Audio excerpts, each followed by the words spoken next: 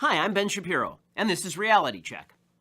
Thanksgiving is almost upon us, and once again, we'll be treated to the usual dumbed-down version of the Thanksgiving story. White Europeans landed in America fleeing religious persecution, were too dumb to farm, and relied on the wise Native Americans to help them. Then they had a meal together and learned to share, after which the white Europeans genocided the Native Americans. Let's watch some football. The whole story is much more interesting. It's also not particularly friendly to leftists. The Puritans who came to Massachusetts on the Mayflower were not emissaries of religious tolerance. They actually left liberal Holland to push for, quote, the glory of God and advancement of the Christian faith, as it says right in the Mayflower Compact. Turns out, Christianity was much more important than multiculturalism to the heroes of Plymouth Rock. And Christianity, not multiculturalism, saved the Puritans. The first winter, half the new settlers died. That was because of drought and plague and failure to understand the crops. Then, Squanto showed up. Now, Squanto wasn't just a Native American refugee from the Disney movie Pocahontas jabbering about the colors of the wind. He was a Christian. Apparently, Squanto was just a boy when he met the English for the first time. He was promptly captured and sent back to England for training as a guide. In 1614, he came back to America with John Smith, and then he was kidnapped again by one of Smith's men, sent back to Spain and sold into slavery. Spanish monks bought him, taught him Christianity.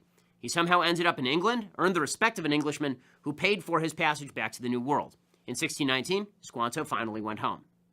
But by the time he got back, his entire village had been killed by disease.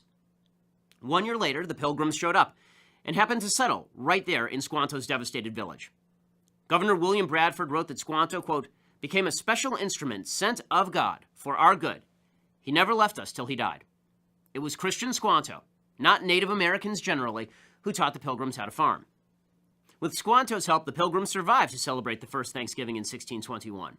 When he died 1 year later, he asked Bradford to pray for him so that he could, quote, go to the Englishman's God in heaven. But that wasn't the end of the story either. The Pilgrims had set up a massive obstacle for themselves. Their idea of a religious utopia was a giant commune. And, like all communist experiments, it failed spectacularly. Governor William Bradford wrote, quote, the failure of that experiment of communal service, which was tried for several years and by good and honest men, proves the emptiness of the theory of Plato and other ancients, applauded by some of later times, that the taking away of private property and the possession of it in community by a commonwealth would make a state happy and flourishing, as if they were wiser than God. Community of property was found to breed much confusion and discontent and retard much employment, which would have been to the general benefit. In other words, both men and women refused to work and stealing became rampant. So, what did the Puritans do? Bradford described it in 1623, after the first Thanksgiving. They trashed the system. Quote, the governor, with the advice of the chief among them, allowed each man to plant corn for his own household, so every family was assigned a parcel of land.